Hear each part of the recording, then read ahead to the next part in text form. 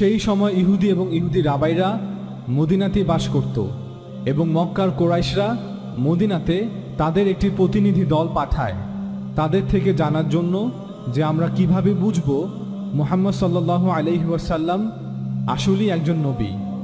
তখন রাবাইরা বলল, তাকে মক্কাতে গিয়ে এই 3টি প্রশ্ন জিজ্ঞাসা করো, কারণ এই প্রশ্নগুলোর জবাব একজন নবী ছাড়া অন্য কেউ দিতে পারবে না। সেই 3টি প্রশ্নের মধ্যে একটি প্রশ্ন ছিল, তাকে জিজ্ঞাসা করো 2 শিং বিশিষ্ট সেই ব্যক্তি কে। আল্লাহ তাআলা পবিত্র কোরআনে জুলকারনাইন বা 2 শিং বিশিষ্ট ব্যক্তির পরিচয় দিতে গিয়ে ইয়াজুজ ও মাজুজের কথা বর্ণনা করেছেন। তাই আমরাও প্রথমে জুলকারনাইন বা 2 শিং বিশিষ্ট ব্যক্তিকে খুঁজে বের করব, তারপর ইয়াজুজ ও মাজুজের বর্তমান অবস্থা ও তাদের বর্তমান পরিচয় প্রমাণ করব। এখন প্রশ্ন হচ্ছে, ইহুদিদের জানার এবং জ্ঞানের উৎস কি? নিশ্চিতভাবেই এটা ছিল তাদের ধর্মীয় গ্রন্থ অর্থাৎ তাওরাত, যার বর্তমান রূপ হচ্ছে তানাখ, হিব্রু বাইবেল বা ওল্ড টেস্টামেন্ট, যাকে আমরা বাংলা ভাষায় বাইবেলের পুরাতন নিয়ম বলে থাকি। জুলকারনাইনকে খুঁজে বের করতে হলে প্রথমেই আমাদেরকে ওল্ড টেস্টামেন্ট থেকে খুঁজে বের করতে হবে যে বাইবেলের কোথায় অর্থাৎ তানাখের কোথায় 2 শিং বিশিষ্ট ব্যক্তির কথা বলা আছে। কারণ 2 শিং বিশিষ্ট ব্যক্তি কে তা মদিনার ইহুদি রাবাইরা ভালো করে জানত। তা না হলে তারা প্রশ্ন করল কিভাবে? এবং আল্লাহ যখন তাদের এই প্রশ্নের জবাব অবতরণ করেন, তারা সকলেই তা সঠিক বলে স্বীকার করে নেয়। তারা উত্তর না জানলে জবাবের সত্যতা কিভাবে যাচাই করল? তাই চলুন আমরা প্রথমেই তানাখ থেকে বের করি সেই 2 শিং বিশিষ্ট ব্যক্তি কে ছিল, অর্থাৎ জুলকারনাইন কে। তবে তার আগে সূরা কাহাফের 83 নম্বর আয়াতটি দেখে নেই। মহান আল্লাহ বলেন,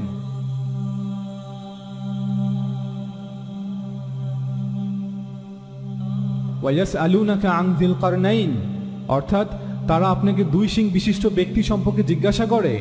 কুল সাআতলু আলাইকুম মিনহু যিকরা, বলুন আমি তোমাদের কাছে তার কিছু অবস্থা বর্ণনা করব। এবার চলুন বাইবেলে ফিরে যাই, দেখি বাইবেলের কোথায় জুলকারনাইন শব্দটি উল্লেখ করা আছে, যার অর্থ 2 শিং বিশিষ্ট ব্যক্তি।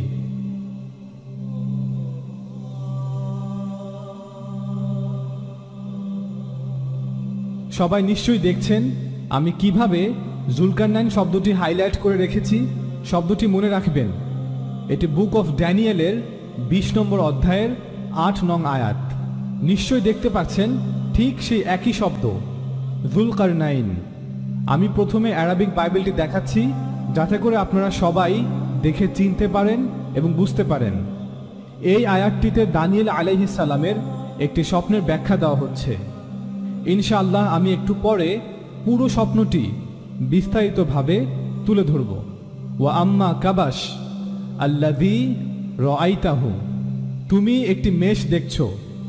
যুলকারনাইন 2 শিং বিশিষ্ট। এখন কে সে? ফাহুয়া মালুক, শিং দুটো হচ্ছে 2টি রাজ্য, মাদি ওয়াল ফারিস, অর্থাৎ ওই শিং দুটি হলো মাদি ও পারস্য দেশের রাজ্যদ্বয়। অর্থাৎ সেই 2 শিং বিশিষ্ট মেষটি হচ্ছে মাদি ও পারস্যের রাজা, আর তিনি হলেন সাইরাস দ্য গ্রেট। আরবি শব্দ জুলকারনাইনকে হিব্রু ভাষায় বা আল হাক্কেরানাইম বলা হয়। এবার দেখুন একজন ইহুদি রাবাই কিভাবে এই আয়াতটিকে হিব্রু ভাষায় তেলাওয়াত করে।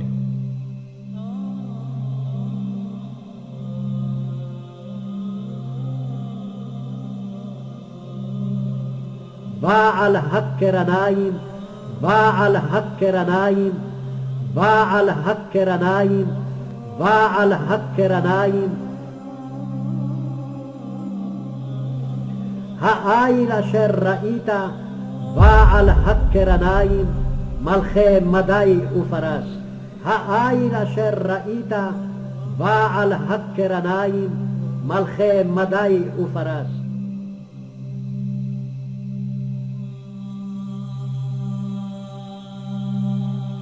অর্থাৎ হে দানিয়েল, তুমি স্বপ্নে যে 2টি শিং বিশিষ্ট একটি মেষ দেখেছ, ওই শিং দুটি হলো মাদি ও পারস্য দেশের রাজ্যদ্বয়।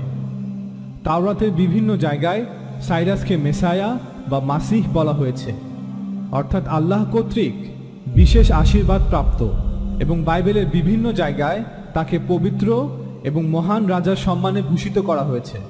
এখন প্রশ্ন হচ্ছে, কেন ইহুদিরা তাকে এত সম্মান করত? ইনশাআল্লাহ তার সামনে আলোচনা করা হবে। অন্যদিকে গ্রিক সভ্যতাতেও সাইরাসকে একজন আদর্শ রাজা হিসেবে উল্লেখ করা হয়েছে। আপনারা যে ছবিটি দেখছেন এটি সাইরাসের একটি মূর্তির ছবি, যা কয়েক দশক আগে আবিষ্কৃত হয়েছে। ছবিটিতে সাইরাস একটি ইলামাইট পোশাক পরিহিত আছেন। ইলাম হচ্ছে দক্ষিণ ইরানের একটি অঞ্চল যেখানে সাইরাসের জন্ম হয় এবং সেখানেই সে বেড়ে ওঠে।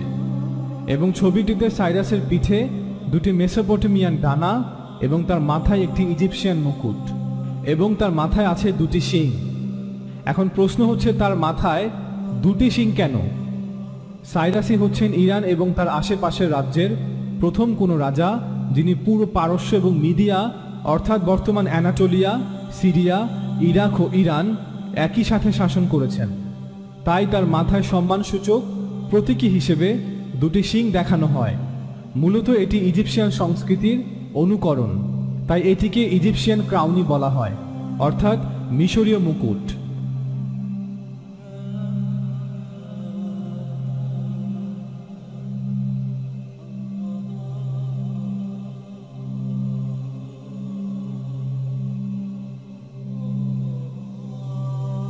সাইরাস পৃথিবীর ইতিহাসে প্রথম কোনো রাজা যিনি এত বড় সাম্রাজ্যের বাদশাহ হন, যার সাম্রাজ্য বর্তমান পাকিস্তান, আফগানিস্তান, উজবেকিস্তান, তুর্কমেনিস্তান থেকে শুরু করে বর্তমান পূর্ব ইস্তাম্বুল পর্যন্ত বিস্তৃত ছিল। আমরা এখন দেখব তাওরাতে সাইরাস সম্পর্কে কি বলা আছে। প্রথমে দ্য বুক অফ আইজায়া অধ্যায় 45।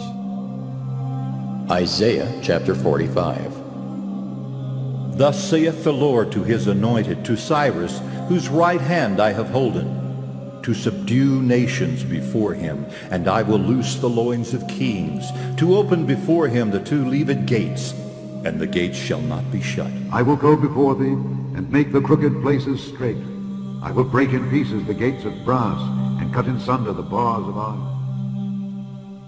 তার মনোনীত রাজা মেসায়া সাইরাসের বিষয়ে প্রভু এই কথা বলেন, আমি প্রভু সাইরাসের ডান হাত ধরব, রাজাদের কাছ থেকে ক্ষমতা ছিনিয়ে নিতে আমি তাকে সাহায্য করব। সাইরাসকে নগরদ্বার আটকাবে না, আমি ফটকগুলো খুলে দেব এবং সাইরাস প্রবেশ করবে। আমি যাব তার সম্মুখে, আমি পর্বতকে সমতল করে দিব, আমি তামা এবং দস্তার ব্রোঞ্জের নগরদ্বার ভেঙে দেব, নগরদ্বারের লৌহদণ্ড কেটে দেব। যে সম্পদ অন্ধকারে রক্ষিত ছিল তা আমি তোমাকে দেব, আমি তোমাকে সব গুপ্তধন দিব। আমি এসব করব যাতে তুমি বুঝতে পারো আমি প্রভু, আমি ইসরায়েলের প্রভু এবং আমি তোমাকে নাম ধরে ডাকছি। এখন পবিত্র কোরআনের সূরা কাহাফের 84 নম্বর আয়াতটি শুনুন। ইন্না মাক্কান্না লাহু ফিল আরদি ওয়া আতাইনাহু মিন কুল্লি শাইইন সাবাবা। আমি তাকে অর্থাৎ দুই শিং বিশিষ্ট রাজাকে পৃথিবীতে প্রতিষ্ঠিত করেছিলাম এবং তাকে প্রত্যেক বিষয়ের কার্যোপকরণ দান করেছিলাম। এখন আসুন আমরা জানি কেন ইহুদিরা সাইরাসকে এত সম্মান করত এবং তাকে তাওরাতে মেসায়া বলে সম্বোধন করা হয়েছে। কারণ খ্রিস্টপূর্ব 587 সনে যখন নেবুকাদনেজার বা বখতে নাসর জেরুজালেম আক্রমণ করে, হাজার হাজার বনী ইসরায়েলকে হত্যা করে এবং জীবিতদেরকে বন্দী করে ব্যাবিলনে নিয়ে যায়। দীর্ঘ 70 বছর ব্যাবিলনে দাসত্বের পর এই সাইরাস ব্যাবিলন স্বাধীন করে সকল ইহুদিদেরকে ব্যাবিলন থেকে এবং 70 বছরের দাসত্ব জীবন থেকে মুক্তি দান করে এবং তাদেরকে সম্মানের সাথে আবার জেরুজালেমে বসবাস করার সুযোগ করে দেন এবং সুলাইমান আলাইহিস সালামের মসজিদকে আবার পুনর্নির্মাণের জন্য ইহুদিদেরকে তিনি অর্থ এবং লোকবল দিয়ে সাহায্য সহযোগিতা করেন। সাইরাস তার নিজস্ব রাজকোষ থেকে বিপুল পরিমাণ অর্থ বরাদ্দ দেন যাতে করে মসজিদটি আবার পুনর্নির্মাণ করা সম্ভব হয়। এই কারণেই ইহুদিরা সাইরাসকে এত সম্মান ও ভালোবাসে এবং তাকে এখনো মেসায়া বলে সম্বোধন করে থাকে। ওল্ড টেস্টামেন্টের দ্য বুক অফ এজরাতে প্রথম অধ্যায়ে বলা আছে, Ezra chapter 1.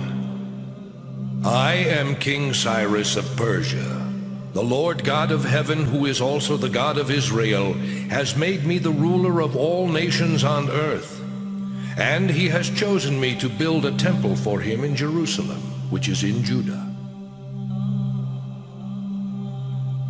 পারস্যের রাজা সাইরাসের পক্ষ থেকে আসমানের প্রভু আমায় পৃথিবীর সমস্ত রাজ্য উপহার দিয়েছেন। জেরুজালেমে তার জন্য একটি ঘর নির্মাণের জন্য তিনি আমাকে নিযুক্ত করেছেন। যদি তোমাদের মধ্যে ঈশ্বরের কোনো লোক অর্থাৎ বনি ইসরায়েল বাস করে থাকে, তবে তারা যেন জেরুজালেম শহরে ফেরত গিয়ে ইসরায়েলের ঈশ্বর প্রভুর জন্য একটি ঘর নির্মাণ করে, যেটি জেরুজালেমে আছে। প্রভু তাদেরকে আশীর্বাদ করুন। সমস্ত জায়গায় যেখানে বেঁচে যাওয়া বনি ইসরায়েলরা বাস করে, তাদেরকে সেখানকার অধিবাসীরা যেন সাহায্য করে। জেরুজালেমে ঈশ্বরের ঘর নির্মাণের জন্য প্রত্যেকে যেন বনি ইসরায়েলকে সোনা, রূপা, গবাদি পশু ও অন্যান্য উপহার দান করে। বুক অফ আইজায়া অধ্যায় 44 এবং 45-এ বলা আছে, প্রভু সাইরাসকে বলেন, তুমি আমার মেষপালক, আমি যা চাইব তাই তুমি করবে। জেরুজালেমকে তুমি বলবে তোমাকে আবার তৈরি করা হবে। জেরুজালেমের ঘরকে তুমি বলবে তোমার ভিতকে আবার নির্মাণ করা হবে। এখন আসুন বুক অফ ড্যানিয়েলের 8 নং অধ্যায়ে বর্ণিত দানিয়েল আলাইহিস সালামের সেই 2 শিং বিশিষ্ট মেষের স্বপ্নটি বিস্তারিতভাবে ব্যাখ্যা করা যাক। বুক অফ ড্যানিয়েল অধ্যায় 8। বেলশেজারের রাজত্বের 3য় বছরে আমি দানিয়েলের এই স্বপ্ন দর্শন হয়েছিল। এটি ছিল আমার প্রথম স্বপ্ন দর্শন হবার পর।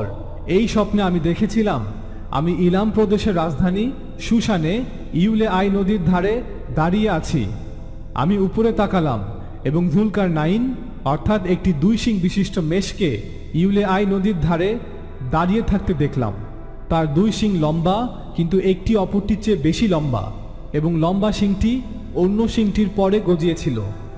আমি দানিয়েল দেখলাম মেষটি তার শিংগুলো উঁচু করে পশ্চিমে, উত্তরে এবং দক্ষিণে আক্রমণ করছে, এবং কোনো জন্তু তাকে থামাতে পারছে না। অন্য জন্তুদের কেউ বাঁচাতেও পারল না। মেষটি তার ইচ্ছা মতো করতে লাগলো এবং ভীষণ শক্তিশালী হয়ে উঠল। আমি দানিয়েল এই স্বপ্ন দর্শন করছিলাম এবং তার অর্থ বোঝার চেষ্টা করছিলাম। যখন আমি এই স্বপ্ন দর্শনের কথা ভাবছিলাম, তখন একজন মানুষের মতো দেখতে ব্যক্তি এসে আমার সামনে দাঁড়ালো। তারপর আমি ইউলেয়াই নদীর উপর থেকে একজন মানুষের স্বর শুনলাম। সেই স্বর বলল, জিব্রাইল, তুমি এই লোকটিকে স্বপ্ন দর্শনের অর্থ ব্যাখ্যা করে দাও। তাই মানুষের মতো দেখতে সেই ফেরেশতা জিব্রাইল আমার কাছে এলো। আমি ভয়ে মাটিতে পড়ে গেলাম, কিন্তু জিব্রাইল আমাকে বলল, হে মানুষ্য সন্তান, বুঝে নাও এই স্বপ্ন দর্শন, যা হলো শেষ সময় সম্বন্ধে। যখন জিব্রাইল কথা বলতে শুরু করলো, তখন আমি অজ্ঞান হয়ে গেলাম এবং মাটির উপর মুখ থুবড়ে পড়ে গেলাম। কিন্তু সেই গভীর ঘুম থেকে জিব্রাইল আমাকে টেনে তুলে নিজের পায়ে দাঁড় করালো।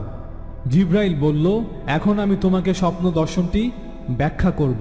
তুমি জুলকার নাইন অর্থাৎ 2 শিং বিশিষ্ট একটি মেষ দেখেছ, অর্থাৎ সেই মেষটি হলো মিদিয়া ও পারস্য দেশের রাজ্যদ্বয়ের মহান রাজা। পৃথিবীর ইতিহাসে ফার্স্ট গ্লোবাল এম্পায়ার অর্থাৎ বিশ্বব্যাপী সাম্রাজ্য, যা প্রতিষ্ঠা করেন দ্য গ্রেট সাইরাস, মহান সাইরাস, যেখানে সকল ধর্মের প্রতি পরম সহিষ্ণুতা ও সম্মান ছিল, যেখানে সকল ধর্মের মানুষের তাদের নিজ নিজ ধর্ম পালনের অধিকার ছিল। তৎকালীন সময়ে অর্থাৎ 2600 বছর আগে, যার উদাহরণ একেবারেই বিরল। খ্রিস্টপূর্ব 550 সালে সাইরাস তার সৈন্যবাহিনীকে নিয়ে ইলাম হতে যাত্রা শুরু করে বিশ্ব জয়ের অভিযানে। মাত্র 30 বছরের মধ্যে তিনি একাই বিশাল এক সাম্রাজ্য তৈরি করেন, যা বিস্তৃত ছিল পূর্ব দিকে বর্তমান পশ্চিম ভারতের সীমান্ত হতে উত্তরে ককেশাস পর্বত অঞ্চল এবং পশ্চিমে ভূমধ্যসাগর, যাকে তৎকালীন সময় বলা হতো রাজাদের রাজা, পৃথিবীর রাজা। তারা আপনাকে 2 শিং বিশিষ্ট ব্যক্তি সম্পর্কে জিজ্ঞাসা করে, আপনি বলে দিন, আমি তোমাদের নিকট তার বিষয়ে বর্ণনা করব। ইন্না মাক্কান্না লাহু ফিল আরদি ওয়া আতাইনাহু মিন কুল্লি শাইইন সাবাবা। আমি তাকে পৃথিবীতে প্রতিষ্ঠিত করেছিলাম এবং প্রত্যেক বিষয়ের কার্যোপকরণ দান করেছিলাম, অর্থাৎ সব ধরনের ক্ষমতা এবং সব রকম উপায় উপকরণ এবং তৎকালীন সময়ে সব রকম সক্ষমতা, সব রকম জ্ঞান এবং যা সে অর্জন করতে চেয়েছিল, তাই নিঃসন্দেহে সুপার পাওয়ার অর্থাৎ একটি প্রতিদ্বন্দ্বীহীন পরাশক্তি। নিশ্চিতভাবেই কোনো সাধারণ শক্তি নয়। ফাআতবাআ সাবাবা, অতঃপর সে এক কার্যোপকরণ অবলম্বন করলেন, অর্থাৎ এক পথ অবলম্বন করলেন। হাত্তা ইদা বালাগা মাগরিবাশ শামসি ওয়াজাদাহা তাগরুবু ফি আইনিন হামিয়া, অবশেষে তিনি যখন সূর্যের অস্তাচলে পৌঁছলেন, অর্থাৎ অস্তাচলের সময়ে পৌঁছলেন, অর্থাৎ পশ্চিম দিকে, সে এমন সময় কোনো এক স্থানে পৌঁছল যখন সূর্য অস্ত যাচ্ছে। অনেক নাস্তিক সংশয়বাদীরা এই আয়াতটি নিয়ে বিভিন্ন আপত্তি করে থাকে।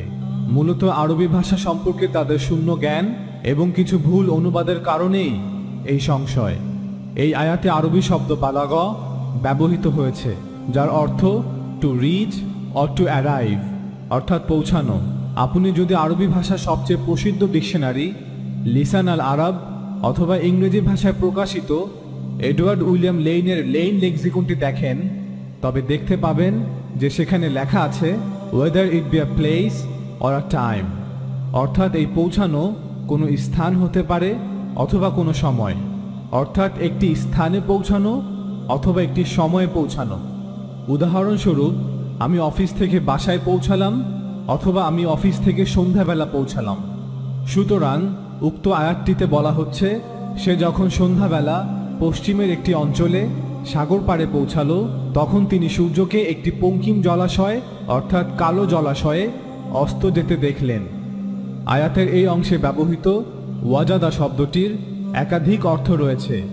লেইন লেক্সিকনে প্রত্যেকটি অর্থই উল্লেখ করা আছে, যেমন he found it, he saw it, he experienced it, he became sensible of it, অথবা হি পারসিভ ইট। ওয়াজাদা শব্দের প্রথম অর্থ সে দেখল, দ্বিতীয় অর্থ সে আবিষ্কার করল, তৃতীয় অর্থ সে খুঁজে পেল, চতুর্থ অর্থ সে জ্ঞাত হল, পঞ্চম অর্থ সে অভিজ্ঞতা নিল, ষষ্ঠ অর্থ তার কাছে বোধগম্য হলো অথবা সে অনুভব করল, অর্থাৎ তার কাছে এমনটা মনে হলো। সুতরাং এই আয়াতে যখন বলা হয়েছে যে তিনি সূর্যকে এক কালো জলাশয়ে অস্ত যেতে দেখলেন, তার অর্থ হচ্ছে তার কাছে এমনটা মনে হলো যেন সূর্যটি সমুদ্রে অস্ত যাচ্ছে। ঠিক যেমনটা আমরা দেখি যখন সন্ধ্যাবেলা সমুদ্র ভ্রমণে যাই সূর্যাস্ত দেখতে এবং অবলোকন করি কিভাবে সূর্যটি ধীরে ধীরে সমুদ্রে বিলীন হয়ে যায়। ঠিক একইভাবে সাইরাসও দেখছিলেন সূর্যটি অস্ত যাচ্ছিল একটি বড় জলাশয়ে, যা ছিল হামিয়া, কালো, অন্ধকার এবং ঘোলাটে, অর্থাৎ সে পানিতে দৃষ্টির ক্ষেত্র ছিল ঘোলাটে। অতঃপর তিনি সেখানে নিকটেই একটি জনপদ বা শহর দেখতে পেলেন। এটা কি আমাদের জন্য সম্ভব সেই জলাশয়টি খুঁজে বের করা? যদি আমরা বের করতে পারি তবে আমরা শনাক্ত করতে পারব সেই এলাকার ভৌগোলিক অবস্থা যেখানে সাইরাস গিয়েছিলেন, এবং ইনশাআল্লাহ আমরা বের করব। সুম্মা আতবাআ সাবাবা, অতঃপর সাইরাস তার দ্বিতীয় যাত্রা শুরু করলেন। এবার তিনি রওনা করলেন সূর্যের উদয়াচলে, অর্থাৎ পূর্ব দিকে পৌঁছলেন, এবং যখন তিনি পৌঁছলেন যতটুকু তিনি যেতে চেয়েছিলেন, লাম নাজআল লাহুম মিন দুনিহা সিতরা, তিনি সেখানে এমন এক জাতিকে দেখলেন যাদের জন্য আল্লাহ কোনো আড়াল সৃষ্টি করেননি, বা যাদের জন্য আল্লাহ এই আবরণ ছাড়া কোনো আবরণ দেননি, অর্থাৎ একটি জাতি যারা সেখানে আদিম উপায়ে অত্যন্ত সহজ সরলভাবে বসবাস করত, এবং সাইরাসও তাদেরকে সেভাবেই থাকতে দেন এবং চলে আসেন। এরপর তিনি তার তৃতীয় সফরের জন্য রওনা হলেন। সুম্মা আতবাআ সাবাবা, তিনি আরেক পথ ধরলেন। হাত্তা ইদা বালাগা বাইনা সাদ্দাইন, অবশেষে যখন তিনি দুই পর্বত প্রাচীরের মধ্যস্থলে পৌঁছলেন, অর্থাৎ দুই পর্বত শ্রেণীর মধ্যস্থলে, ডান দিকেও পর্বত শ্রেণী, বাম দিকেও পর্বত শ্রেণী, মাঝখান দিয়ে একটি গিরিপথ এবং পাহাড়গুলোর মধ্যস্থল দিয়ে একটি গিরিপথ। আমরা কি পারবো খুঁজে বের করতে সেই পর্বত শ্রেণী এবং সেই গিরিপথের ভৌগোলিক অবস্থান, যেখানে একটি মাত্র গিরিপথ দুই পর্বত শ্রেণীর মধ্য দিয়ে? তিনি যখন সেখানে একটি জনপদ, একটি জাতিকে পেলেন, লা ইয়াকাদুনা ইয়াফকাহুনা কাওলা, যারা তার কথা একেবারেই বুঝতে পারছিল না এবং যাদের ভাষা তিনিও বুঝতে পারছিলেন না, কারণ তাদের ভাষা ছিল একদমই আলাদা এবং অপরিচিত, কারণ আশেপাশের অঞ্চলের ভাষার সাথে এই ভাষার কোনো সংযোগ ছিল না। যখন তারা একে অপরের সাথে পরবর্তীতে কথা বলার ব্যবস্থা করতে পারল, তখন তারা সাইরাসকে বলল, ইয়া যুলকারনাইন, হে যুলকারনাইন, ইন্না ইয়াজুজ ওয়া মাজুজ মুফসিদুনা ফিল আরদ। ইয়াজুজ ও মাজুজ আমাদের ভূমিতে এসে অশান্তি বিশৃঙ্খলা সৃষ্টি করছে। হে যুলকারনাইন, আপনি আমাদের সাহায্য করুন। আপনি এক মহান ক্ষমতাধর রাজা। আপনি কি এই গিরিপথের মধ্যখানে একটি দেয়াল বাঁধ নির্মাণ করে দিবেন, যাতে এই গিরিপথ ব্যবহার করে তারা আর এই দিকে আসতে না পারে, যাতে করে আমরা তাদের আক্রমণ হতে রক্ষা পাই। আমরা আপনার রাজত্বকে স্বীকার করছি এবং আমরা আপনাকে অর্থ দিতেও তৈরি আছি। সাইরাস বললেন, আমার অর্থের প্রয়োজন নেই। আমার প্রতিপালক আমাকে যে সামর্থ্য দিয়েছেন তাই যথেষ্ট এবং উত্তম। অতএব তিনি প্রাচীর তৈরি করার জন্য একমত হলেন। তোমরা সবাই বরং আমাকে শ্রম দিয়ে সাহায্য করো এবং আমি একটি মজবুত প্রাচীর তৈরি করে দিচ্ছি। আতুনি জুবারুল হাদিদ, তোমরা লৌহদণ্ডগুলো এখানে জমা করো। সুতরাং ভৌগোলিক অবস্থানটি এমন হতে হবে যেখানে আয়রন ওর আকরিক লোহার খনি আছে, এবং স্থানটি এমন হতে হবে যেখানে পর্বত শ্রেণী রয়েছে এবং যেখানে একটি মাত্র গিরিপথ রয়েছে, এবং স্থানটি এমন হতে হবে যার পশ্চিমে একটি বড় জলাশয় রয়েছে, যেই জলাশয়ের দৃশ্যক্ষেত্র অন্যান্য জলাশয় থেকে খোলা এবং অস্পষ্ট, এবং যার পূর্ব দিকেও আরেকটি জলাশয় রয়েছে, এবং সেই দুই জলাশয়ের মাঝখানে একটি পর্বতশ্রেণী যার মধ্যখান দিয়ে একটি মাত্র গিরিপথ, এবং যেখানে আকরিক লোহার খনি আছে। সাইরাস বললেন, তোমরা লৌহপিণ্ডগুলো এখানে আনো এবং পিণ্ডগুলো গিরিপথের মাঝখানে রাখার পর যখন গিরিপথটি বন্ধ হয়ে গেল, এবার পিণ্ডগুলোকে উত্তপ্ত করতে থাকো। যখন লৌহপিণ্ডগুলো উত্তপ্ত লাল হয়ে গেল, তখন তিনি বললেন, এই গলিত তামাগুলো এখানে নিয়ে আসো এবং গলিত তামাগুলোকে উত্তপ্ত লৌহপিণ্ডগুলোর উপর ঢেলে দাও, যাতে পরবর্তীতে লৌহপিণ্ডগুলোতে মরিচা না পড়ে। আল্লাহ তাআলা ৯৬ নম্বর আয়াতে সাদাফাইন শব্দটি ব্যবহার করেছেন, কিন্তু এর আগে ৯৩ নম্বর আয়াতে সাদ্দাইন শব্দটি ব্যবহার করেছেন। সাদ্দাইন অর্থ দুটি প্রতিবন্ধক, অর্থাৎ দুটি পর্বত শ্রেণী, কিন্তু ৯৬ নম্বর আয়াতে ব্যবহৃত সাদাফাইন অর্থ দুটি খাড়া বাঁধ বা দুরারোহ পর্বত গাত্র, অনেকটা সমুদ্রের প্রান্তে থাকা খাড়া পর্বতগুলোর মতো, যেন একটি ঝিনুকের খোলসের দুটি পাশ। ঝিনুকটিকে খুললে দেখবেন নিচের দিকে মিলানো কিন্তু উপরের দিকে খোলা, আর সেই গিরিপথটা দেখতে এমনটাই ছিল, নিচের দিকে সংযুক্ত তবে উপরের দিকে উন্মুক্ত এবং আলাদা। গিরিপথটি বন্ধ করে দেয় ইয়াজুজ মাজুজ গোত্রের লোকেরা, আর এই পাশে ডাকাতি বিশৃঙ্খলা লুণ্ঠন করতে আসতে পারল না, অর্থাৎ প্রাচীরটি ডিঙাতেও পারল না আর ভাঙতেও পারল না, কারণ তাদের কাছে সেই সময় সেই প্রযুক্তি ছিল না। ফলে তারা তাদের দেশেই তাদের অঞ্চলেই সীমাবদ্ধ থাকল। গিরিপথ প্রাচীর দিয়ে আটকে দেওয়ার পর সাইরাস বললেন, হাদা রাহমাতু মির রব্বি, এটা আমার প্রতিপালকের অনুগ্রহ, তার দয়াতেই আমি সফল হয়েছি। ফাইদা জাআ ওয়া'দু রব্বি জাআলাহু দাক্কা, যখন আমার প্রতিপালকের প্রতিশ্রুত সময় আসবে তখন তিনি এই প্রাচীরটিকে চূর্ণ বিচূর্ণ করে দিবেন, এবং আমার প্রতিপালকের প্রতিশ্রুতি সত্য, অর্থাৎ ভবিষ্যতে এই বাঁধটিকে ভেঙে ফেলা হবে। এর অর্থ এই নয় যে আল্লাহ তাআলা নিজে এসে এই বাঁধটিকে ভেঙে দিবেন, বরং ভবিষ্যতের কোনো এক সময়ে এই বাঁধটিকে ভেঙে ফেলা হবে। এবার চলুন ছবিগুলো দেখি। এটা হচ্ছে ককেশাস মাউন্টেন রেঞ্জ, ককেশাস পর্বত শ্রেণী। সাদা অংশগুলো পর্বতচূড়ায় জমে থাকা বরফ। ঠিক পশ্চিমে একটি জলাশয় যার নাম ব্ল্যাক সি, অর্থাৎ কৃষ্ণ সাগর বা কালো সাগর। হাজার হাজার বছর ধরে সবাই এই জলাশয়টিকে ব্ল্যাক সি বা কৃষ্ণ সাগর নামেই চিনে। এই ব্ল্যাক সি এর পানি অন্য সাগরগুলো থেকে কিছুটা ঘোলাটে, অস্বচ্ছ। আপনি যদি মেডিটারিয়ান সি অর্থাৎ ভূমধ্য সাগরে যান, দেখবেন আপনি বেশ কিছু মিটার পানির নিচ পর্যন্ত পরিষ্কার স্বচ্ছভাবে দেখতে পাবেন, কিন্তু আপনি ব্ল্যাক সিতে গেলে তার চেয়ে অনেক কম স্বচ্ছভাবে পানির নিচ পর্যন্ত দেখতে পাবেন। কৃষ্ণ সাগরে প্রতি বছর বিভিন্ন নদ নদী থেকে প্রচুর মিষ্টি পানি প্রবাহিত হয়, এবং সি অফ আজব থেকেও প্রচুর সেমি ফ্রেশ ওয়াটার প্রবাহিত হয় বলে এই সাগরের স্যালিনিটি অর্থাৎ লবণাক্ততা অন্যান্য সাগর থেকে প্রায় 50% কম। ফ্রেশ এবং সেমি ফ্রেশ পানি মিশ্রিত হয় বলে এই সাগরের পানির স্বচ্ছতাও তুলনামূলকভাবে কম। আর কৃষ্ণ সাগরের ঠিক পূর্বেই রয়েছে আরেকটি সাগর, এর নাম ক্যাসপিয়ান সি বা ক্যাসপিয়ান সাগর।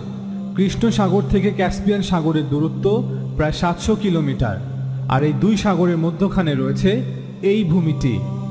আর আমরা প্রথম পর্বে দেখিয়েছি যে সাইরাস তার দেশ বিজয়ের অভিযানে এই ককেশাস অঞ্চলের পর্বতশ্রেণী পর্যন্ত বিজয় লাভ করেছিলেন এবং তিনি তার রাজত্বকালে এই ককেশাস অঞ্চলের বিভিন্ন এলাকা শাসন করেছিলেন, যা প্রায় 300 বছর অর্থাৎ আলেকজান্ডার দি গ্রেট আসার আগ পর্যন্ত বিদ্যমান ছিল। এনসাইক্লোপিডিয়া ব্রিটানিকাতে বলা আছে দারিয়াল গোর্জ হচ্ছে রাশিয়া এবং জর্জিয়ার সীমান্ত এলাকা। এই গর্জের উত্তর থেকে রাশিয়া এবং দক্ষিণ পাশ জর্জিয়া। এই গর্জের মধ্য দিয়ে একটি ছোট নদী বয়ে গেছে, যার মধ্য দিয়ে পাহাড়ের চূড়ায় জমে থাকা গ্লেশিয়ার বা বরফ গলে প্রবাহিত হয়। এই গর্জের নামের উৎস হচ্ছে ফার্সি শব্দ দারে অ্যালান থেকে, যার অর্থ গেট অফ অ্যালান বা অ্যালানদের দরজা বা অ্যালানদের প্রবেশদ্বার। গর্জটিকে পারস্য ও রোমানদের সময় সুরক্ষিত করা হয়, যখন যারা এই অঞ্চলটিকে শাসন করেছে। দারিয়াল গর্জের দুর্গটি বিভিন্ন নামে পরিচিত: ইবারিয়ান গেটস অথবা ককেশিয়ান গেটস অর্থাৎ আইবেরীয় দরজা বা ককেশীয় দরজা, জর্জিয়ান অ্যানাল অর্থাৎ জর্জিয়ান ইতিহাস বা জর্জিয়ান পুরাকাহিনীতে এই গর্জটিকে দারিয়ালানি বলা হয়েছে। আজ থেকে 2000 বছরের বেশি সময় আগে খ্রিস্টপূর্ব 63 সনে জন্ম নেওয়া গ্রিক ইতিহাসবিদ ও ভূগোলবিদ স্টার্ভো এই গর্জটিকে পোর্টা ককেশিকা অর্থাৎ ককেশিয়ার গেট নামে আখ্যায়িত করেছেন। 37 খ্রিস্টাব্দে জন্ম নেয়া বিখ্যাত ইতিহাসবিদ জোসিফাস লেখেন, ককেশাস পর্বত অঞ্চলে কোনো এক গিরিপথে আলেকজান্ডার দি গ্রেট একটি আয়রন গেট নির্মাণ করেন। জোসিফাসের পরবর্তী সময়ে কিছু কিছু ল্যাটিন এবং গ্রিক ইতিহাসবিদ ও লেখক সেটিকে দারিয়াল গোর্জ হিসেবে চিহ্নিত করেছেন। আলেকজান্ডারের পর 252 খ্রিস্টাব্দে পারস্য সাম্রাজ্য পুনরায় দারিয়াল গোর্জের নিয়ন্ত্রণ ফিরে পায়, যখন তারা কিংডম অফ আইবেরিয়াকে পরাজিত করে ককেশাস অঞ্চলে বিজয় লাভ করে। 644 খ্রিস্টাব্দে হযরত ওমর রাদিয়াল্লাহু তাআলা আনহুর শাসন আমলের শেষ বছর মুসলিমরা দারিয়াল গোর্জের নিয়ন্ত্রণ নেয়, যখন মুসলিমরা ককেশাস অঞ্চলে বিজয় লাভ করে। পরবর্তীতে 1120 খ্রিস্টাব্দে মুসলিমদের পরাজিত করে এই অঞ্চলের নিয়ন্ত্রণ নেয় কিংডম অফ জর্জিয়া। পরবর্তীতে কয়েক শত বছর মঙ্গলরা এই অঞ্চল শাসন করে। 1600 খ্রিস্টাব্দে ইরানের মুসলিম সাফাবিদ সাম্রাজ্য পুনরায় ককেশাস অঞ্চলের নিয়ন্ত্রণ ফিরে পেলে এই গর্জটিকে তারা পরোক্ষভাবে নিয়ন্ত্রণ করে। 1804 খ্রিস্টাব্দে ককেশিয়ান ওয়ারে মুসলিমদের হারিয়ে এই অঞ্চলের নিয়ন্ত্রণ নেয় রাশিয়ান এম্পায়ার। পরবর্তীতে সোভিয়েত ইউনিয়নের ধ্বংসের মাধ্যমে এই গর্জের নিয়ন্ত্রণ চলে আসে বর্তমান দেশ জর্জিয়ার কাছে। এই ছবিটি দারিয়াল গোর্জের 1872 সালে তোলা। ছবিটির প্রকাশক হচ্ছে রাস্কাইয়া ফটোগ্রাফিয়া। ছবিটির ডান দিকে লক্ষ্য করছেন একটি দুর্গের ধ্বংসাবশেষ। দেখেই বোঝা যাচ্ছে দুর্গটি অনেক আগেই তৈরি করা হয়েছিল। বাঁধের সাথে সাথে এই দুর্গটিও তৈরি করা হয়েছিল, যাতে করে প্রাচীরটিকে পাহারা দেয়া যায়। ঠিক আরেকটু পেছনে বাম দিকে আরেকটি দুর্গ আছে, যাকে দারিয়ালি ক্যাসেল বা দারিয়ালি দুর্গ বলা হয়। তার সামান্য ধ্বংসাবশেষ রয়ে গেছে। দুর্গটি একটি বড় পাথরের উপর নির্মিত, যা তেরেক নদীর বাম পাশে অবস্থিত। দুর্গটি নির্মাণ করা হয়েছিল কমপক্ষে 150 খ্রিস্টপূর্বে, অর্থাৎ আজ থেকে প্রায় 2150 বছর পূর্বে। এই দুর্গটি ব্যবহৃত হতো দারিয়াল গোর্জটিকে পাহারা ও সুরক্ষিত রাখার জন্য। যখন রোমানরা 100 খ্রিস্টপূর্বে জর্জিয়াতে আসে, তখন তারা এই দুর্গটি নিয়ন্ত্রণ নেয়। এটি দারিয়াল গোর্জের একটি দৃশ্য। ছবিটি 1881 সালে অঙ্কিত। এটি হচ্ছে দারিয়াল গোর্জের original wood engraving drawn picture. ছবিটির শিল্পী German art historian Friedrich Schrader এবং French wood engraver Charles Barbant. এই ছবিটি তোলা হয়েছে 1876 থেকে 1920-এর মধ্যে কোনো এক সময়। এখানে স্পষ্ট দেখা যাচ্ছে ডান পাশে বেশ খানিকটুকু পাহাড় কেটে ফেলা হয়েছে, ফলে একটি খাদের মতো ক্ষতস্থান তৈরি হয়েছে। এই ছবিটি তুলেছেন আলেকজান্ডার রোয়েনাশভিলি। ছবিটি তোলা হয়েছে হাইওয়েটি নির্মাণের পরবর্তীতে 1898 খ্রিস্টাব্দে। দেখতেই পাচ্ছেন সেখানে নদীটির উপর গোর্জের নিকট দুর্গের স্থানে একটি লোহার ব্রিজও নির্মাণ করা হয়েছে যাতায়াতের সুবিধার্থে।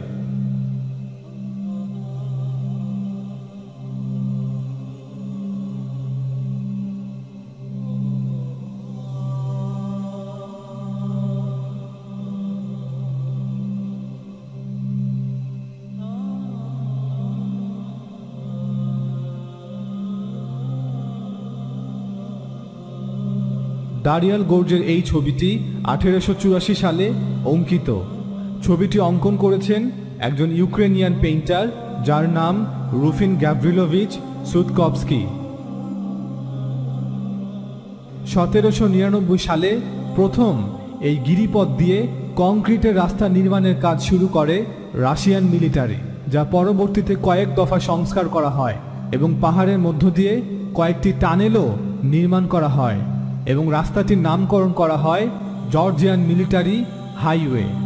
রাস্তাটির দৈর্ঘ্য প্রায় 212 কিলোমিটার, যা জর্জিয়ার রাজধানী তিবলিসি থেকে রাশিয়ার একটি শহর যা ককেশিয়াস অঞ্চলের উত্তরে ভ্লাদিকাফকাস পর্যন্ত দীর্ঘ। এটি একটি আকর্ষণীয় হাইওয়ে যেটা উঁচু পর্বতের মাঝখান দিয়ে এঁকে বেঁকে চলে গেছে। এই হাইওয়েটি কোনো কোনো ক্ষেত্রে 2300 মিটারেরও বেশি উচ্চতায় পৌঁছেছে। ঐতিহাসিকভাবে দারিয়াল গোর্জ খুবই গুরুত্বপূর্ণ, কেননা এটাই ককেশাস পর্বতশ্রেণীকে অতিক্রমের একমাত্র পথ এবং রেকর্ডেড হিস্ট্রি অনুযায়ী খ্রিস্টপূর্ব 150 সাল থেকে এই দারিয়াল গোর্জটি দুর্গ হিসেবে ব্যবহৃত হয়ে আসছে এবং দারিয়াল গোর্জে অবস্থিত দুর্গগুলির ধ্বংসাবশেষ আজও দৃশ্যমান রয়েছে।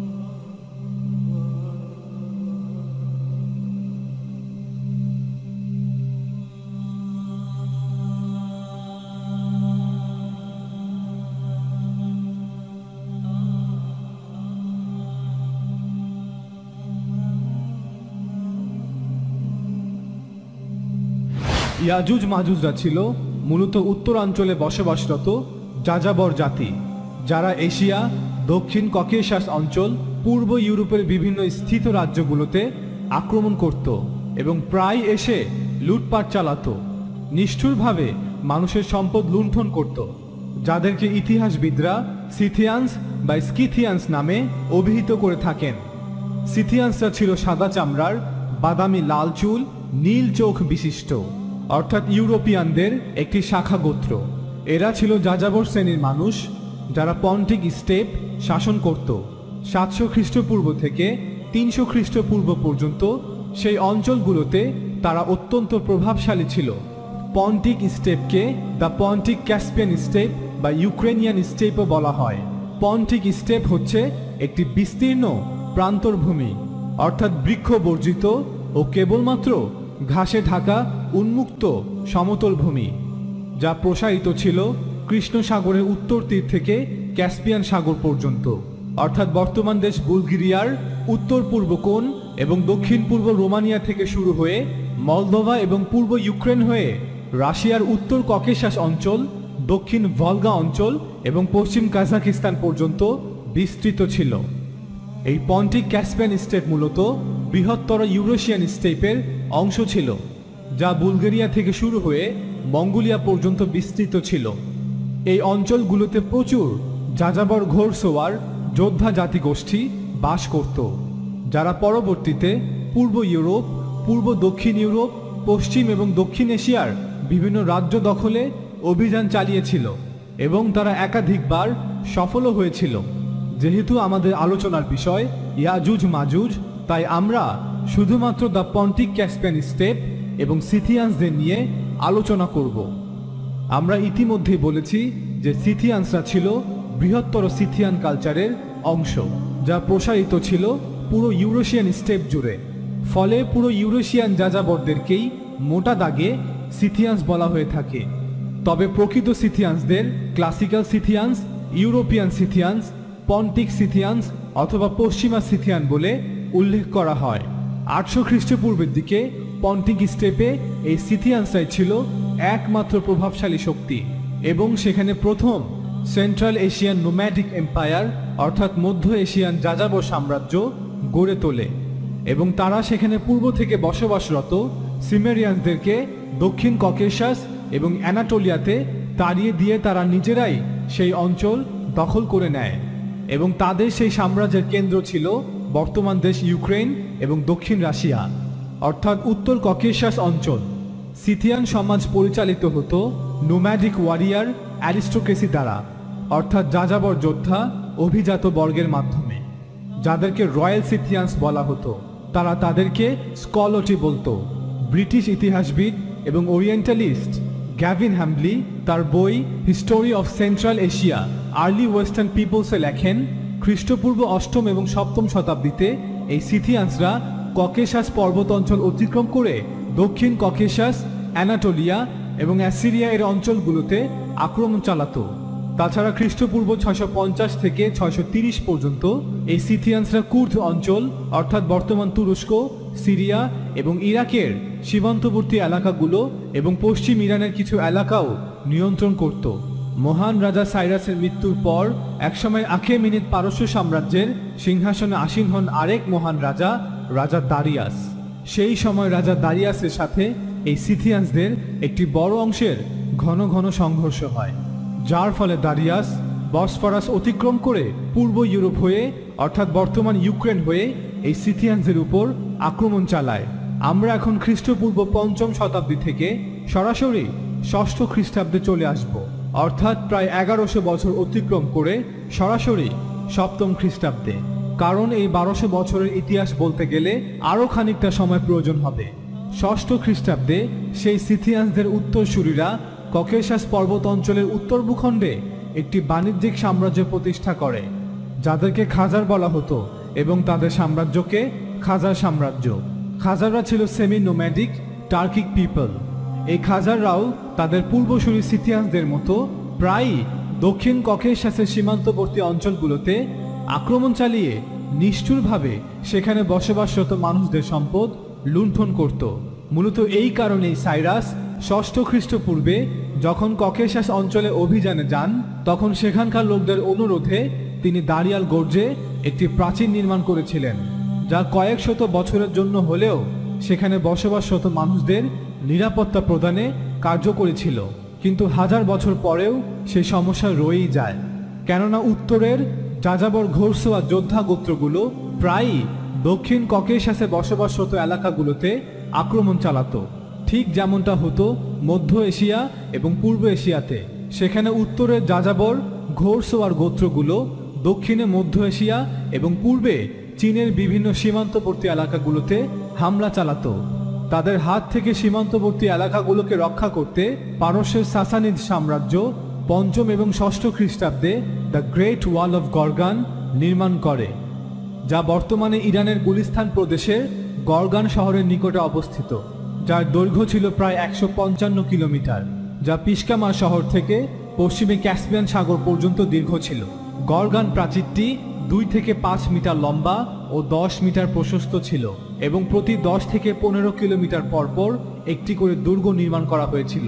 ষষ্ঠ খ্রিস্টাব্দে খাজাররা উত্তর ককেশাসের অন্যান্য গোত্রগুলোকে পরাজিত করে পুরো উত্তর ককেশাসের নিয়ন্ত্রণ নিয়ে নেয়, যেমন স্যাবিয়ার্স, স্যারাগার্স, স্যামেন্ডার্স, ব্যালেঞ্জার্স এবং অন্যান্য গোত্র। অন্যদিকে 630 খ্রিস্টাব্দের দিকে রাশিদুন খেলাফতের সময় মুসলিমরা ধীরে ধীরে পুরো পারস্য সাম্রাজ্য এবং রোম সাম্রাজ্যের প্রায় 2/3 অঞ্চলে বিজয় লাভ করে এবং 644 খ্রিস্টাব্দের মধ্যে ককেশাস অঞ্চল পর্যন্ত মুসলিমরা পৌঁছে যায় এবং তারা ডারবেন্ট গিরিপথ ব্যবহার করে খাজারদের রাজধানী বালেঞ্জার পর্যন্ত পৌঁছে যায়। কিন্তু সেই অভিযান শেষ পর্যন্ত ব্যর্থ হয় এবং মুসলিম বাহিনীর সেনাপতি আব্দুর রহমান ইবনে রাবিয়া সহ প্রায় 4000 মুসলিম সৈন্য নিহত হয়। এই হারের পর মুসলিমরা ককেশাসের উত্তর অঞ্চলের প্রতি আর তেমন আগ্রহ দেখায়নি, তবে উত্তরের সামান্য কিছু এলাকা যেমন বর্তমান ডারবেন্ট, দাগিস্তান এবং চেচনিয়া অঞ্চল মুসলিমদের দখলেই ছিল। পরবর্তীতে মুসলিমরা কয়েক দফা দাগিস্তান এবং চেচনিয়ার নিয়ন্ত্রণ হারালে পুনঃ অভিযানের মাধ্যমে আবারও সেই অঞ্চলগুলো নিয়ন্ত্রণে সফল হয়। তবে 721 খ্রিস্টাব্দের দিকে খাজাররা যথেষ্ট শক্তিশালী হয়ে উঠলে তারা দারিয়াল গিরিপথ ব্যবহার করে ককেশাসের দক্ষিণে হামলা চালায় এবং জর্জিয়া, আর্মেনিয়া, আজারবাইজান পর্যন্ত অঞ্চল তাদের নিয়ন্ত্রণে নিয়ে নেয়। ফলে খাজারদের সাথে দ্বিতীয় দফায় প্রায় 15 বছর দীর্ঘ যুদ্ধ সংঘটিত হয়। অবশেষে এই দীর্ঘ যুদ্ধের পর মুসলিমরা সফল হয় তাদেরকে ককেশাসের ওপার পর্যন্ত ফেরত পাঠাতে। পরবর্তীতে 740 খ্রিস্টাব্দে এই খাজাররা ইহুদি ধর্মে ধর্মান্তরিত হয় এবং তাদের সাম্রাজ্যকে ইহুদি স্টেট ঘোষণা করে, যা ঐতিহাসিকভাবে অত্যন্ত আশ্চর্যজনক ঘটনা। কেন এমনটা হয়েছিল? কারণ অষ্টম খ্রিস্টাব্দে খাজার সাম্রাজ্যের চারপাশে দুটি পরাশক্তি ছিল, এক আব্বাসীয় মুসলিম সাম্রাজ্য, 2 খ্রিস্টান বাইজেন্টাইন সাম্রাজ্য। তাদের এলিট এবং শাসক গোষ্ঠীর মাঝে এটা প্রতীয়মান হয় যে এক ঈশ্বরবাদ একটি সফল সাম্রাজ্য পরিচালনা, রাজ্যে সবার মধ্যে একতা ধরে রাখতে এবং আধ্যাত্মিকভাবেও তাদের ধর্মীয় বিশ্বাস থেকে এগিয়ে এবং সফল। কিন্তু তারা ইসলাম এবং খ্রিস্টান ধর্ম গ্রহণ করতেও তৈরি ছিল না, কারণ ইসলাম ধর্ম গ্রহণ করলে তাদেরকে আব্বাসীয় খলিফার অনুগত এবং অধীন হয়ে থাকতে হবে, আর খ্রিস্টান ধর্ম গ্রহণ করলে বাইজেন্টাইন সম্রাটের অধীনস্থ হওয়ার সম্ভাবনা থেকে যায়। অতএব কারণে তারা তৃতীয় আরেকটি এক ঈশ্বরবাদ ধর্ম বেছে নিল, আর তা হলো ইহুদি ধর্ম। খাজারদের এলিট এবং শাসক গোষ্ঠী সহ সকলে ট্যাঙ্গারিজম ধর্ম থেকে ইহুদি ধর্মে ধর্মান্তরিত হয়ে যায়। তবে ইহুদি ধর্ম কিভাবে খাজারিয়া পর্যন্ত পৌঁছালো? বেশ কিছু সময় আগ থেকেই বিভিন্ন বাইজেন্টাইন খ্রিস্টান সম্রাট কর্তৃক জোরপূর্বক খ্রিস্টান ধর্মে ধর্মান্তরিত হওয়ার হাত থেকে রক্ষা পেতে অনেক ইহুদি সপরিবারে পূর্ব ইউরোপ থেকে দেশান্তরিত হয়ে খাজারিয়াতে শরণার্থী হিসেবে আশ্রয় নিতে থাকে এবং সময়ের সাথে সাথে ইহুদিরা দ্রুত সেখানে আধ্যাত্মিক, ধর্মীয় এবং রাজনৈতিকভাবে প্রভাব বিস্তার করতে থাকে, যা খাজারদেরকে ইহুদি ধর্মের প্রতি আকৃষ্ট করে এবং খাজার শাসকবৃন্দ এবং তাদের এলিট সম্প্রদায় রাজনৈতিক কারণে ইহুদি ধর্মকে বেছে নেয় ধর্ম হিসেবে। তবে উত্তর ককেশাসের দুটি অঞ্চল, বর্তমান রাশিয়ার দাগিস্তান প্রদেশ এবং চেচনিয়া প্রদেশ, মুসলিমদের নিয়ন্ত্রণে থাকায় সেখানে অধিকাংশই মুসলিম ধর্মে ধর্মান্তরিত হয়। বর্তমানে দাগিস্তানে প্রায় 83% মুসলিম এবং চেচনিয়াতে প্রায় 95% মুসলিম। এই অঞ্চল দুটি পরবর্তীতে রাশিয়ান সাম্রাজ্যের দখলে চলে যায়, যা এখনও রাশিয়ার অন্তর্ভুক্ত। 10ম শতাব্দীর দিকে উত্তরের কিয়েভান রুশদের একাধিক আক্রমণের কারণে খাজার সাম্রাজ্য ধীরে ধীরে দুর্বল হতে শুরু করে। তখন প্রচুর খাজার ইহুদিরা শরণার্থী হিসেবে পূর্ব ইউরোপ যেমন ইউক্রেন, পোল্যান্ড, রোমানিয়া, অস্ট্রিয়া হাঙ্গেরিতে আশ্রয় নেয়, যা পরবর্তীতে পশ্চিম ইউরোপ পর্যন্ত পৌঁছে যায়, যাদেরকে আশকেনাজি ইহুদি বলা হয়, যারা ইহুদি হলেও মূলত ইউরোপিয়ান ধর্মান্তরিত ইহুদি, অর্থাৎ সাদা চামড়ার, বাদামি লাল চুল, নীল চক্ষু বিশিষ্ট, যারা মোটেও ইব্রাহিম, ইসহাক ও ইয়াকুব আলাইহিস সালামের বংশধর নয়। এই ইউরোপিয়ান ইহুদিরাই বর্তমান ইউরোপ আমেরিকার সকল ব্যাংকিং সিস্টেম, অর্থনীতি নিয়ন্ত্রণ করছে। এরাই 1897 সালে প্রথম ওয়ার্ল্ড জায়োনিস্ট কনফারেন্সের মাধ্যমে জায়োনিজমের জন্ম দেয়। এরাই প্রথম বিশ্বযুদ্ধ এবং দ্বিতীয় বিশ্বযুদ্ধের পর ইসরায়েল রাষ্ট্র প্রতিষ্ঠা করে এবং সকল ইহুদিদেরকে আরব থেকে এবং সারা পৃথিবী থেকে একত্রিত করে ইসরায়েলে নিয়ে আসে এবং ইসরায়েলকে ইহুদি রাষ্ট্র হিসেবে ঘোষণা করে। এবং এই জায়োনিস্টরাই আজকে গোটা পশ্চিমা বিশ্বকে সরাসরি পেছন থেকে নিয়ন্ত্রণ করছে। আল্লাহ তাআলা পবিত্র কোরআনে সূরা আম্বিয়াতে বলেন, ওয়া হারামুন আলা ক্বরিয়াতিন আহলাকনাহা আন্নাহুম লা ইয়ারজিউন। যে শহরকে আমি ধ্বংস করে দিয়েছি তার অধিবাসীদের সেই শহরে ফিরে না আসা অবধারিত। হাত্তা ইযা ফুতিহাত ইয়াজুজ ওয়া মাজুজ, যে পর্যন্ত না ইয়াজুজ ও মাজুজকে বন্ধনমুক্ত করে দেওয়া হবে। ওয়াহুম মিন কুল্লি হাদাবিন ইয়ানসিলুন, এবং তারা প্রত্যেক উচ্চভূমি থেকে দ্রুত বেগে ছুটে আসবে। সূরা আম্বিয়ার এই আয়াতটি অত্যন্ত আশ্চর্যজনক, যেখানে আল্লাহ তাআলা একটি শহর, একটি জনপদ সম্পর্কে বলছেন এবং তিনি সেই শহরকে ধ্বংস করে দিয়েছেন। সেই শহরের অধিবাসীদেরকে শাস্তি দিয়েছিলেন তাদের শহরকে ধ্বংস করার মাধ্যমে, এবং সেই অধিবাসীদেরকে তাদের শহর থেকে বের করে দিয়েছিলেন। ওয়াহুম মিন কুল্লি হাদাবিন ইয়ানসিলুন, সেই শহরের উপর নিষেধাজ্ঞা জারি করেছিলেন তার অধিবাসীদের জন্য যে তারা আর তাদের শহরে ফিরে আসতে পারবে না, এই দাবি নিয়ে যে এটা তাদের শহর। আন্নাহুম লা ইয়ারজিউন, তারা চিরস্থায়ীভাবে বহিষ্কৃত। তবে যেদিন ইয়াজুজ ও মাজুজকে মুক্ত করে দেওয়া হবে, ওয়াহুম মিন কুল্লি হাদাবিন ইয়ানসিলুন, ইয়াজুজ ও মাজুজ যেদিন মুক্তি পাবে সেদিন তারা পৃথিবীর প্রত্যেক দিকে ছড়িয়ে পড়বে। এটা একটা অর্থ। আর যদি পৃথিবী সর্বত্র সর্বদিকে ছড়িয়ে পড়ে তবে গোটা পৃথিবীর নিয়ন্ত্রণ, কর্তৃত্ব তাদের হাতে থাকবে, ভূমির, সমুদ্রের, আকাশের। সম্ভব হলে আর্নাল্ড টয়েনবির লেখা সিভিলাইজেশন অন ট্রায়াল বইটি পড়ুন। তিনি একজন ব্রিটিশ ইতিহাসবিদ ছিলেন। বইটি লেখা হয়েছিল 1948 সালে, আজ থেকে প্রায় 70 বছর পূর্বে। সেই বইটিতে তিনি লিখেছিলেন যে আধুনিক পশ্চিমা সভ্যতার আবির্ভাব হয়েছে একটি মিশন নিয়ে, সমগ্র পৃথিবীর নিয়ন্ত্রণ নেওয়ার জন্য। ভূমি, সমুদ্র, আকাশ সবকিছু। ওয়াহুম মিন কুল্লি হাদাবিন ইয়ানসিলুন, তারা পৃথিবীর চতুর্দিকে ছড়িয়ে পড়বে, যা হবে একটি ধ্বংসাতীত শক্তি।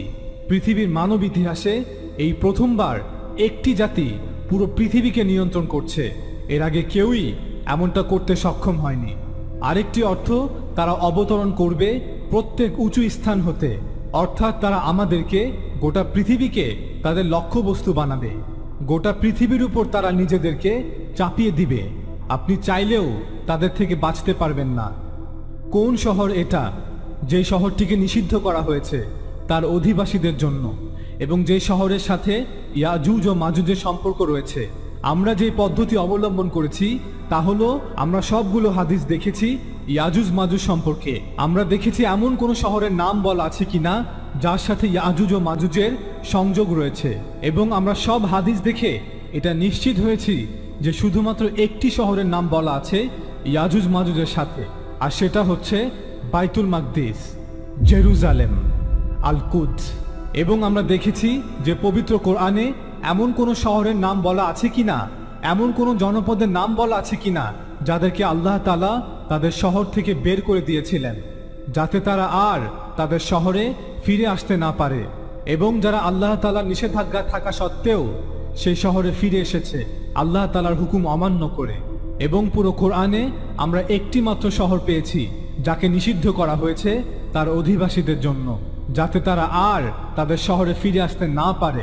এবং যারা নিষেধাজ্ঞা থাকা সত্ত্বেও সেই শহরে ফিরে এসেছে, আর সেই শহরটি হলো জেরুজালেম। হযরত ঈসা আলাইহিস সালামকে প্রত্যাখ্যান করার কারণে এবং তাকে হত্যা চেষ্টা করার অপরাধে আল্লাহ তাআলা বনী ইসরাইলের উপর শাস্তি প্রেরণ করেন। 70 খ্রিস্টাব্দে রোম সাম্রাজ্য গোটা জেরুজালেম দখল করে নেয়, হাজার হাজার ইহুদিদেরকে হত্যা করে এবং সকল ইহুদিদেরকে জেরুজালেম থেকে চিরস্থায়ীভাবে বের করে দেয়। তাই চলুন দেখি আমরা সেই শহরটিকে খুঁজে বের করতে পারি কিনা। আমরা দেখতে পাই যে জেরুজালেমকে আল্লাহ তাআলা ধ্বংস করে দিয়েছিলেন এবং বনী ইসরাইলকে সেখান থেকে বের করে দিয়েছিলেন, যদিও আল্লাহ তাআলা এই ভূমি তাদেরকে দান করেছিলেন বাস করার জন্য। তাই আমরা চিহ্নিত করেছি যে জেরুজালেম হচ্ছে সেই শহর। এখন আমাদের প্রশ্ন হচ্ছে, কারা এত বছর পর জেরুজালেম দখল করলো বনী ইসরাইলদের জন্য এবং বনী ইসরাইলকে আবার 2000 বছর পর জেরুজালেমে ফিরিয়ে নিয়ে আসলো? যদি আপনি তাদেরকে চিনতে পারেন তাহলে আপনি ইয়াজুজ ও মাজুজকেও চিনতে পারবেন। আল্লামা ইকবালই প্রথম যিনি সেই শহরটিকে চিহ্নিত করতে পেরেছিলেন। সমগ্র মুসলিমদের মধ্যে মাত্র একজন, তিনি শুধু চিহ্নিতই করেননি, দাবিও করেছিলেন। বুখারীতে 8টি হাদিস 4টি সূত্রে বর্ণিত হয়েছে। আল্লাহ রসুল সাল্লাল্লাহু আলাইহি ওয়াসাল্লাম ঘুমন্ত অবস্থায় ছিলেন তার সম্মানিতা স্ত্রী উম্মুল মুমিনিন যায়েনব রাদিয়াল্লাহু তাআলা আনহার ঘরে, এবং তিনি অত্যন্ত ভয়ার্ত অবস্থায় ঘুম থেকে জেগে উঠলেন যে তার চেহারা মোবারক লাল বর্ণের হয়ে গিয়েছিল। তিনি কি দেখেছিলেন তার স্বপ্নে যে তিনি সাল্লাল্লাহু আলাইহি ওয়াসাল্লাম এতটাই ভয় পেয়ে গিয়েছিলেন, ঘুম থেকে উঠে প্রথমেই তিনি বললেন, ওয়াইলুল লিল আরব মিন শাররিন কদ ইকতারাবা। দুর্ভাগ্য আরবদের, তাদের ধ্বংস নিকটবর্তী, এক মহা অকল্যাণ তাদের নিকট আসছে। আজ ইয়াজুজ ও মাজুজের প্রাচীরে ঠিক এরকম একটি ছিদ্রের সৃষ্টি হয়েছে। আরবি শব্দ আল ইয়াউম অর্থ আজকে, আর আজকে অর্থ আজকেই। আজকে অর্থ 1000 বছর পর নয়, অথবা 1000 বছর আগেও নয়। চিন্তা শক্তি কোথায় হারিয়ে গেল? তিনি সাল্লাল্লাহু আলাইহি ওয়াসাল্লাম বলেছেন, আজকে ইয়াজুজ ও মাজুজের প্রাচীরে ঠিক এরকম একটি ছিদ্রের সৃষ্টি হয়েছে। অর্থাৎ আল্লাহ রসুল সাল্লাল্লাহু আলাইহি ওয়াসাল্লামের জীবনকালেই ইয়াজুজ ও মাজুজ জাতি মুক্তি লাভ করেছে। উম্মুল মুমিনিন যায়েনব রাদিয়াল্লাহু তাআলা আনহা জিজ্ঞাসা করলেন, ইয়া রাসূলুল্লাহ, আনুহলিকা, আমাদের মধ্যে সৎ লোক থাকা সত্ত্বেও কি আমরা ধ্বংস হয়ে যাব? রসুল সাল্লাল্লাহু আলাইহি ওয়াসাল্লাম বললেন, নাআম, হ্যাঁ। তারপর তিনি সাল্লাল্লাহু আলাইহি ওয়াসাল্লাম বলেন, ইযা কাসুরাল খাবাস, যখন খবিস লোকদের সংখ্যা অর্থাৎ অসৎ লোকদের সংখ্যা বৃদ্ধি পাবে, তখন আরবরা ঠিকই ধ্বংস হয়ে যাবে। আমরা এখন আলোচনা করব মুসলিমদের মধ্যে সবচেয়ে প্রসিদ্ধ সেই হাদিসটি নিয়ে, যা ইসলামিক স্কলারশিপের জন্য একটি পাজল সৃষ্টি করেছে। হাদিসটি সহিহ মুসলিমে বর্ণিত আছে, যেখানে হযরত ঈসা আলাইহিস সালামের আগমন সম্পর্কে বর্ণনা দেওয়া হয়েছে। যখন তিনি আলাইহিস সালাম দাজ্জালকে হত্যা করবেন এবং দাজ্জালকে হত্যার পর বাআসা আল্লাহ, এর অর্থ মুক্ত করা নয়। বাআসা অর্থ টু সেন্ড, প্রেরণ করা, পাঠানো। বাআসা, হি সেন্ট, সে পাঠিয়েছে। মুক্ত করা অর্থে পবিত্র কোরআনে সূরা আম্বিয়াতে ফুতিহাত শব্দটি ব্যবহৃত হয়েছে, যার অর্থ বন্ধনমুক্ত করা। ইযা ফুতিহাত ইয়াজুজ ওয়া মাজুজ, যখন ইয়াজুজ ও মাজুজ জাতিকে মুক্ত করে দেওয়া হবে। সহিহ মুসলিমের এই বর্ণনা অনুযায়ী ইয়াজুজ ও মাজুজ জাতি হযরত ঈসা আলাইহিস সালামকে পরাজিত করতে জেরুজালেমে আসবে। এই হাদিসে প্রাচীর ভাঙার কথা বলা হয়নি, অর্থাৎ ঈসা আলাইহিস সালামকে আক্রমণের উদ্দেশ্যে ইয়াজুজ ও মাজুজের এই আগমন বাঁধ ভাঙার অনেক পরেও হতে পারে, অর্থাৎ প্রাচীর অনেক আগেই ভেঙে গেছে, এখন তারা চূড়ান্তভাবে আক্রমণ করার জন্য আসছে। শুধুমাত্র এই হাদিসটির কারণেই অনেকে বলে থাকেন, এখান থেকে বোঝা যায় যে ইয়াজুজ ও মাজুজের প্রাচীর তখনই ভাঙবে এবং তারা তখনই বাইরে বেরিয়ে আসবে। মুফতি শফি রহমতুল্লাহ আলাই তার তাফসির মাআরিফুল কোরআনে লেখেন, কোরআন ও হাদিসে এরূপ কোনো প্রকাশ্য ও অকাট্য প্রমাণ নেই যে যুলকারনাইনের প্রাচীর কিয়ামত পর্যন্তই অক্ষয় থাকবে, অথবা কিয়ামতের পূর্বে এপারের মানুষের উপর তাদের প্রারম্ভিক ও মামুলি আক্রমণ হতে পারবে না। দ্বিতীয়ত, যদি ইয়াজুজ ও মাজুজ দাজ্জাল হত্যার আগ পর্যন্ত প্রাচীরের ওপারে বন্দী থাকে, তাহলে তাদের তো ওই সময়ের সমাজ সভ্যতা সম্পর্কে জানার কথা না। ঈসা আলাইহিস সালামকে, ইমাম মাহাদিকে, মুসলিম কারা, ইহুদি কারা, জানার কথা না। দাজ্জালের সাথে ঈসা আলাইহিস সালামের বিরোধ, দাজ্জালকে হত্যা, ইসরায়েল ভূখণ্ড আবার মুসলিমদের পুনঃদখল, এবং ঠিক যখন মুসলিমরা দীর্ঘ একটি সময় পর হযরত ঈসা আলাইহিস সালামের নেতৃত্বে জেরুজালেমে বিজয় লাভ করতে যাচ্ছে, ঠিক তখনই কেন ইয়াজুজ ও মাজুজরা পশ্চিমা বিশ্ব, ইউরোপ, এশিয়ার সকল দেশ ছেড়ে মুসলিমদের লক্ষ্য করে আক্রমণ করতে আসবে? জাতিভেদ, পরিবর্তিত সমাজ, পথঘাট সম্পর্কে অজ্ঞ ইয়াজুজ মাজুজ কেন মুসলিম জাতি, মুসলিম ভূখণ্ড, আরব বিশ্ব, জেরুজালেমকেই বেছে নিল? অথচ মুসলিমদের তো নতুন করে হারাবার কিছুই নেই। তারা তো যা হারাবার সব আগেই হারিয়েছে। যে জাতি গোটা দুনিয়াকে শত বছরের মধ্যে বিজয় করে সবাইকে তাক লাগিয়ে দিয়েছিল, যারা গোটা মানব সভ্যতাকে নতুন আঙ্গিকে পথ দেখিয়েছিল, আজ তাদেরকে শাসন আর শোষণ করছে অন্য জাতিগোষ্ঠী। পুরো ঘটনাটাই যেন পরিকল্পিত, লক্ষ্য নির্ধারিত একটি প্রচেষ্টা। সুতরাং এ থেকেই বোঝা যায় যে এই আক্রমণ প্রাচীরের ওপারে থাকা কোনো জন্তু জানোয়ার, রাক্ষসের অথবা জঙ্গলি মানুষের এবং হাজার বছরের অগ্রগতি সম্পর্কে অজ্ঞ এবং সেই সময়ে সত্য আর মিথ্যার লড়াই সম্পর্কে বেখবর থাকা কোনো জঙ্গলি বাহিনীর কাজ নয়। একটু আগে আমরা বুখারী থেকে যে হাদিসটি আলোচনা করলাম, যেখানে বলা আছে যে আরবদের ধ্বংস নিশ্চিত, কারণ ইয়াজুজ ও মাজুজের প্রাচীরে একটি ছিদ্রের সৃষ্টি হয়েছে। এর অর্থ তাদের হাতেই আরবদের ধ্বংস হবে। কিন্তু মুসলিম শরীফের হাদিসে বলা আছে যে আল্লাহ তাআলা ঈসা আলাইহিস সালামকে তুর পর্বতে যেতে বলবেন এবং আল্লাহ তাআলা নিজে ইয়াজুজ ও মাজুজকে ধ্বংস করে দিবেন। তাহলে আরবদের ধ্বংস কখন হবে? তবে আল্লাহ তাআলা ঈসা আলাইহিস সালামকে তুর পর্বতে কেন যেতে বলবেন? নিশ্চয়ই আল্লাহ তাআলা ইয়াজুজ মাজুজকে আরবদের ধ্বংস করার সুযোগ দেবার জন্য তাদের ধ্বংসের দায়িত্ব নেননি। তাছাড়া আরও কিছু বর্ণনা আছে যা মুসলিম সমাজে বেশ জনপ্রিয়, কারণ এগুলো শুনতে বেশ মজাদার। যেমন মুসনাদে আহমেদ শরীফের একটি হাদিস। হাদিসটিতে বলা আছে ইয়াজুজ মাজুজ প্রতিদিন ওই প্রাচীরটি খুঁড়তে থাকে। খুঁড়তে খুঁড়তে তারা যখন এতটুকু পৌঁছে যে সূর্যের আলো দেখতে পাওয়ার উপক্রম হয়, তখন তাদের নেতা বলে যে আজ তোমরা ফিরে যাও, আগামীকাল অনায়াসে খোঁড়া শেষ করে দিবে। পরের দিন তারা এসে আগের মতো মজবুত প্রাচীরই দেখতে পায় এবং এভাবেই চলতে থাকে। এটি একটি মিথ্যা বানোয়াট হাদিস, কারণ জুলকারনাইন এত বোকা নয় যে এমন একটি প্রাচীর বানাবে যা একদিনেই ভেঙে ফেলা যায়। আল্লাহ পবিত্র কোরআনে বলেছেন, ফলে তারা প্রাচীরটি অতিক্রম করতে পারল না এবং ভাঙতেও পারল না। কিন্তু এই হাদিস মতে জুলকারনাইনের প্রাচীরটি ভাঙা যেন বাঁ হাতের কাজ, অর্থাৎ ইয়াজুজ মাজুজ চাইলেই ভেঙে ফেলতে পারত, কিন্তু তারা চলে যায় এবং আল্লাহ তাআলা প্রাচীরটিকে আবার আগের মতো মজবুত করে দেন।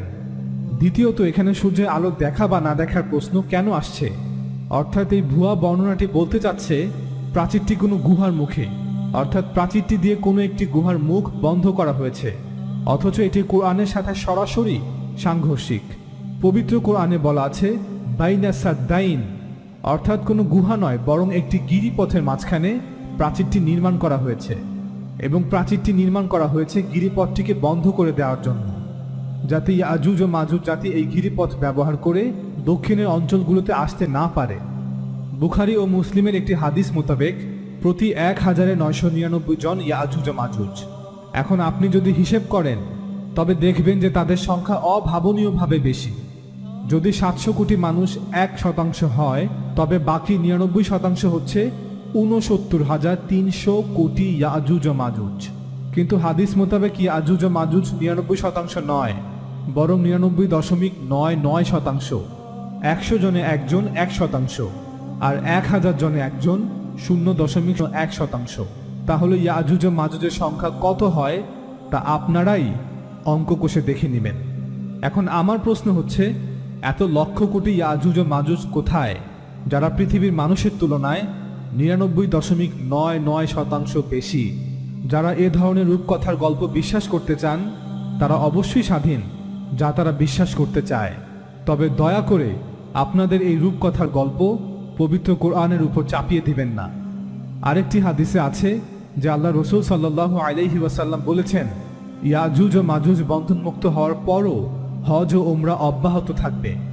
আমি যতটুকু লেখাপড়া করেছি তাতে অব্যাহত অর্থ কমপক্ষে 3-4 বছর বা 2-3 বছর।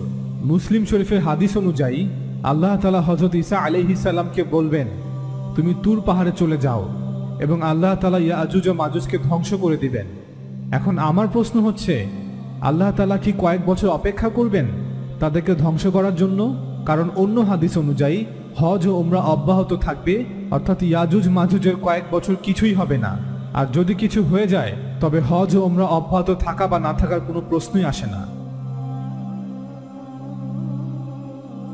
একজন মুসলিম হিসেবে যতটুকু করা সম্ভব আমি করেছি। কাউকে বিশ্বাস করানো মোটেও আমার কাজ নয়। তবে দয়া করে লক্ষ্য রাখবেন, আপনার ভ্রান্ত বিশ্বাসের কারণে পবিত্র কোরআন যেন প্রশ্নবিদ্ধ না হয়।